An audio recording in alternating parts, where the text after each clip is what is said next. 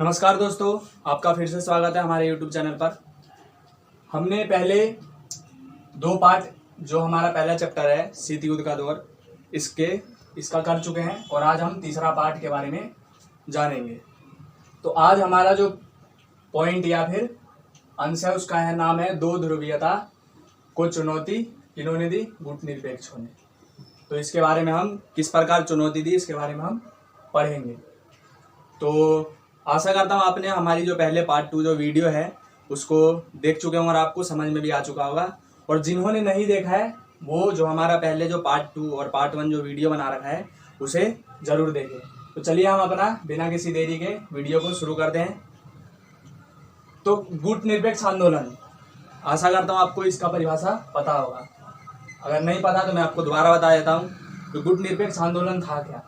तो गुट निरपेक्ष आंदोलन जो था यह एक ऐसा आंदोलन था जो दोनों महाशक्ति मतलब अमेरिका और सोवियत संघ के विरोध में थी।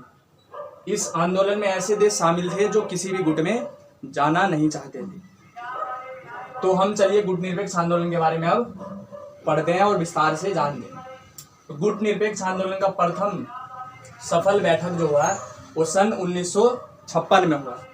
तो ये वाला क्वेश्चन 1 नंबर में पेपर में पूछ लिया जाता है कि गुट निरपेक्ष आंदोलन का प्रथम सफल बैठक कब हुई? 1956 में। अब 1956 में हुआ तो विभिन्न देशों द्वारा इसका संचालन किया गया। तो तीन प्रमुख नेताओं द्वारा किया गया इसका सफल बैठक। तो अब आप पूछेंगे ये तीन नेता कौन थे? तो तीन नेता में जो थे, पहले थे यूगोस्लाविया देश के जोसेफ ब्राज टीटो। ये थे सबसे पहले इन्होंने गुट निरपेक्ष के बारे में सोचा था। और भारत के तरफ से थे जवाहरलाल नेहरू। और तीसरे थे मिस्र के गमाल अब्दुल नासिर। तो इन तीनों ने क्या करा था? प्रथम जो सफल बैठक की थी वो 1956 में इन्होंने गुट निरपेक्ष आंदोलन की नींव रखी। तो आशा करता हूँ आपको ये जानकारी अब याद हो चुकी होगी। अब क्या हुआ, जो दो देश के नेता और थे, तो पहले थे इंडोनेशिया के सुकर्नो और घाना के वामे एनक्रुमा। ये दो नेता ऐसे थे जिन्होंने ये जो गुट निरपेक्ष आंदोलन हुआ था इसका क्या करा? सहयोग दिया, या फिर इनमें संस्थापक इन्हें भी कहा जाता है। इसका जो ये दो देश थे इन्हें भी इसका संस्थापक कहा जाता है। लेकिन ये अप्रत्यक्ष रूप से थे। जो ये तीन जो देश थे और तीन जो ये पहले नेता थे, इन्होंने वो बैठक जो थी उसमें हिस्सा लिया था। लेकिन कुछ समय बाद इन दोनों ने क्या करा? इसका सहयोग किया। अब स्थापना तो हो गई। अब इसका पहला सम्मेलन हुआ। तो पहला गुट निरपेक्ष सम्मेलन जो हुआ था वो हुआ था 1961 में। कहाँ पे हुआ था? बेलग्रेड में आ गया। इसमें कुल देश जो थे वो 25, इसमें 25 देशों ने क्या करा? भाग लिया था। अब क्या हुआ, जो कुछ समय बाद लगातार जो ये गुट निरपेक्ष जो संघ था इसमें क्या हुआ, बहुत सारे देश लगातार शामिल होते गए। तो जब 14वां सम्मेलन हुआ इसमें क्या हुआ, संख्या बहुत ज्यादा देशों की बढ़ गई। तो टोटल जो 14वां सम्मेलन हुआ ये हुआ था 2006 में। और ये इसका स्थान जो था वो था हवाना का कहाँ पर है? क्यूबा की क्या है? ये राजधानी है। तो संख्या जो हुई 14वां सम्मेलन जो है इसमें बढ़कर 116 हो गई। पहले कितनी थी? 3। फिर उसके बाद हुआ 25। फिर उसके बाद क्या हुआ? 100, टोटल 16 हो गई। अब इसका जो है सम्मेलन करने का कुछ ना कुछ उद्देश्य तो होगा। जो गुट निरपेक्ष जो तीसरा जो गुट बना था, पहला गुट था अमेरिका का, दूसरा सोवियत संघ का और तीसरा जो बना ये गुट निरपेक्ष, इनके कुछ उद्देश्य थे। तो पहला उद्देश्य था इनका युद्ध को रोकना। जो विभिन्न देशों के बीच जो युद्ध चल रहे थे इन सब के बीच में शांति स्थापित करना। और दूसरा था सहयोग बढ़ाना। इनका दूसरा उद्देश्य ये था, जो इनमें जो देश हैं, जैसे 116 ये देश हैं, तो इनके बीच क्या करना? सहयोग को बढ़ाना। तो यही था हमारे गुट निरपेक्ष आंदोलन। पढ़ा था कि गुट निरपेक्ष जो आंदोलन हुआ था उन्होंने किस प्रकार दो ध्रुवीय विश्व को चुनौती दिया। तो अब उन्होंने किस किस प्रकार चुनौती दी इसके बारे में अब हम जानते हैं। तो उन्होंने क्या करा कि जो नव अंतरराष्ट्रीय मतलब जो नए जो स्वतंत्र देश थे उनकी जो आर्थिक व्यवस्था थी वो बहुत ज़्यादा क्या थी, खराब थी। क्यों खराब थी? क्योंकि जो छोटे जो देश थे उनका जो बड़े देश जो दो महाशक्ति थी वो क्या कर रहे थे, दोहन, जो उनकी सारी आर्थिक व्यवस्था, उसके बाद सब जो मतलब देश की एक जो व्यवस्था होनी चाहिए उस पर क्या कर रखा था उन्होंने, कब्जा। तो क्या हुआ, जो गुट निरपेक्ष आंदोलन के जो नेताओं थे उन्होंने क्या सोचा, जो हम क्या करते हैं, जो नए जो देश जो स्वतंत्र हुए हैं अभी, उनका क्या करते हैं, आर्थिक व्यवस्था को अच्छा करने के लिए कुछ समाधान ढूंढते हैं। तो आइए हम देखते हैं जो उन्होंने किस किस प्रकार जो व्यवस्था थी उसे ठीक करने का प्रयास किया। तो गुट निरपेक्ष आंदोलन में शामिल अधिकांश देशों को अल्प विकसित देशों का दर्जा मिला हुआ था। अब गुट निरपेक्ष आंदोलन में जो टोटल हमने जो अभी देखा था, टोटल कितने देश थे शुरुआत में, 25 देश थे। तो क्या हुआ, जो वो जो 25 देश थे उसमें से अधिकांश ज्यादातर देश थे उन्हें किस चीज का दर्जा मिल रखा था, अल्प विकसित देश का। अल्प विकसित देश मतलब ऐसा देश जो विकास कर रहा हो लेकिन विकसित पूर्ण रूप से ना हुआ हो। अब क्या हुआ, इनके समक्ष जो आंदोलन हो रहा था गुट निरपेक्ष, उनके समक्ष कुछ चुनौतियां थी।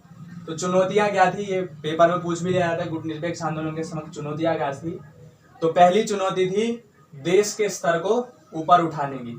देश के स्तर अब बहुत सारे मामले में हो सकता है, शिक्षा हो गया, उसके बाद स्वास्थ्य हो गया, आर्थिक हो गया। तो इन सब मामलों में क्या हो गया, चुनौती थी देश का स्तर ऊपर करने के लिए, क्योंकि ये नव स्वतंत्र देश विकसित देशों पर क्या थे, निर्भर थे। अब दूसरी चुनौती ये थी कि ये जो देश थे इनके पास कोई संसाधन ज्यादा मात्रा में नहीं थे। संसाधन थे भी तो वो जो बड़े विकसित देश थे वो इनको अपने अंदर ले लेते थे। तो इनके समक्ष ये भी चुनौती थी कि विकसित देशों से इनको जो निर्भरता है उसे कम किया जाए। तो इसलिए उन्होंने क्या करा, 1972 में एक अंकटाड शीर्षक से एक रिपोर्ट प्रस्तुत की। अंकटाड जो 1972 में क्या करा, एक नया रिपोर्ट प्रस्तुत किया। इस रिपोर्ट में कहा गया कि पश्चिमी देशों का जो हस्तक्षेप है उन्हें कम किया जाए। तो रिपोर्ट जो प्रस्तुत किया, गुट निरपेक्ष जो देश थे इसमें जो शामिल देश थे उन्होंने क्या करा, संयुक्त राष्ट्र संघ के समक्ष या फिर अंकटाड शीर्षक बना करके जो 1972 में हुआ था, क्या करा उन्होंने, उनके समक्ष सोवियत संघ संयुक्त राष्ट्र संघ के समक्ष प्रस्तुत की। तो पहली मांग क्या थी, पश्चिमी देशों का जो छोटे देश में हस्तक्षेप है उसे कम किया जाए। दूसरा था अल्प विकसित देशों के लिए बाजार खोल दिया जाए। अब दूसरा ये हुआ, जो अल्प विकसित जो देश थे ये मांग की गई जो उनका जो है पश्चिमी देशों में बाजार जो मतलब व्यापार करने के लिए खोल दिया जाए, आसानी से वो व्यापार कर सके। तीसरा था कर कम लगाया जाए। अब तीसरा ये था, जो पश्चिम देश में अगर हम व्यापार करने जाएंगे तो वो क्या करते थे, टैक्स लेंगे, तो उस टैक्स को क्या कर दिया जाए, कम कर दिया जाए। और अंतर्राष्ट्रीय आर्थिक संसाधन में भूमिका, जो अंतर्राष्ट्रीय जो भी देश है उसमें क्या करने दिया जाए, उन्हें आसानी से व्यापार करने दिया जाए, जिससे क्या हो, उनके अंदर जो छोटे देश है उनकी आर्थिक व्यवस्था अच्छी हो। अब ये चार तो पॉइंट थे जो 1972 में क्या हुआ था, आर्थिक स्तर को ऊपर करने के लिए जो मतलब गुट निरपेक्ष आंदोलन के जो देश थे उन्होंने वार्ता की थी किनसे, संयुक्त राष्ट्र संघ से। अब क्या हुआ, 1961 में हुए प्रथम सम्मेलन में आर्थिक मुद्दा नहीं था। अब 1961 में जो हमें पता है बेलग्रेड जो यूगोस्लाविया की राजधानी थी उस समय, उसमें क्या हुआ था, प्रथम सम्मेलन हुआ था। उसमें आर्थिक को लेकर के कोई बातचीत हुई ही नहीं थी। जो 5 देश थे उनमें कोई बातचीत हुई नहीं थी। लेकिन क्या हुआ, जब 1970 का समय आया, 1970 का समय आया तो क्या हुआ, आर्थिक मुद्दा तेजी से उभरने लगा। तो यही था हमारा नव अंतर्राष्ट्रीय आर्थिक व्यवस्था, जो गुट निरपेक्ष आंदोलन में किस प्रकार जो अल्प विकसित देश थे उनका स्तर ऊपर उठाने के लिए किस प्रकार की नीतियां बनी। अंतर्राष्ट्रीय आर्थिक व्यवस्था के बाद, उसको जानने के बाद अब हम चलते हैं भारत और शीत युद्ध के अंदर जो समानता या फिर भारत ने शीत युद्ध में किस प्रकार पूरे विश्व को प्रभावित किया, इसके बारे में अब हम पढ़ते हैं। तो चलिए हम शुरू करते हैं। गुट निरपेक्ष आंदोलन में भारत की भूमिका के बारे में सबसे पहले हम जानेंगे कि गुट निरपेक्ष आंदोलन में भारत ने किस प्रकार अपनी भूमिका निभाई। तो भारत ने इसमें जो हुई थी वो 2 प्रकार से भूमिका निभाई थी। प्रथम जो था कि वो दोनों खेमों से दूरी, अर्थात भारत जो था वो क्या करना चाहता था, दोनों खेमों से दूरी। दोनों खेमों का मतलब सोवियत संघ और अमेरिका, दोनों से क्या करना चाहता था, ये दूरी बनाना चाहता था। और दूसरा था नव स्वतंत्र देशों को किसी गुटों में न जाने देना। खुद तो भारत दूर रहना चाहता था, लेकिन जो उस समय जो नए स्वतंत्र जो देश जो बन रहे थे उनको भी वो क्या कर रहा था, जो उनको प्रोत्साहित कर रहा था या फिर उनके अंदर भावना उत्पन्न कर रहा था, जो वो भी जो गुट हैं, जो दो गुट हैं, उनके अंदर ना जाए। अब ये दोनों पॉइंट, इन सबको जानने के बाद हम आगे चलते हैं। आगे ये है कि भारत की गुट निरपेक्ष नीति की कई कारणों से आलोचना की गई। अब भारत जो था उसकी आलोचना भी हुई कि वो गुट निरपेक्ष के जो सिद्धांत है उनका सही से पालन नहीं कर रहा है। तो चलिए हम देखते हैं किस प्रकार उनकी आलोचना की गई। तो आलोचकों का तर्क था कि भारत की गुट निरपेक्ष की जो सिद्धांतवादी जो नीति है वो सिद्धांतवादी ना होकर के सिद्धांत विहीन है। सिद्धांत विहीन मतलब होता है कि नियम कानून बना तो रखा है, लेकिन वो अपने सिद्धांत पर और नियम कानून पर चल नहीं रहे हैं, उसका पालन नहीं कर रहे हैं। तो भारत जो है वो अंतर्राष्ट्रीय मामलों में पक्ष लेने से बचता रहता है। इनका जो सिद्धांत था ये था जो छोटे देश जो है उनको उनके हित में काम करना है। लेकिन क्या कर रहा था, ये जो भी ऐसे मुद्दे आ रहे थे उनसे जो है भारत पीछे हट रहा था। ये आलोचकों का तर्क था। दूसरा तर्क ये था आलोचकों का कि भारत क्या है, एक झूठा है। जो भारत की जो सिद्धांत है उससे वो मुकर करके वो एकदम झूठा है। तो वह कहते हैं कि हम किसी गुट में नहीं जाएंगे। भारत क्या कहता है, जो हम किसी भी गुट में नहीं जाएंगे।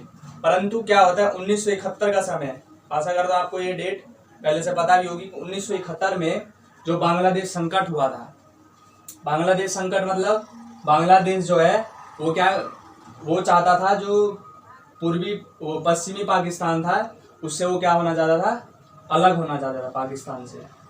तो 1971 का समय था, बांग्लादेश संकट चल रहा था। तो भारत ने क्या कर लिया, सोवियत संघ से संधि कर ली।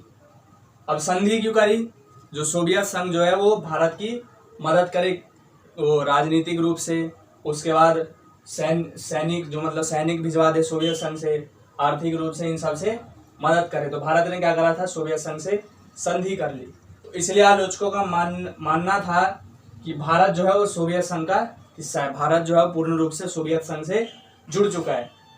और आलोचकों का यह भी तर्क था कि भारत तो खुद मतलब कोई भी युद्ध हो उससे बचने के लिए सोवियत संघ से जुड़ गया, लेकिन वो भारत जो है वो दूसरे देशों को जुड़ने नहीं दे रहे हैं। दूसरे देशों को अगर उनकी मर्जी है किसी गुट में जाने की तो वो उनको दूसरे गुटों से जुड़ने नहीं दे रहा है। तो यही था हमारा प्रथम चैप्टर, जिसका नाम है शीत युद्ध का दौर।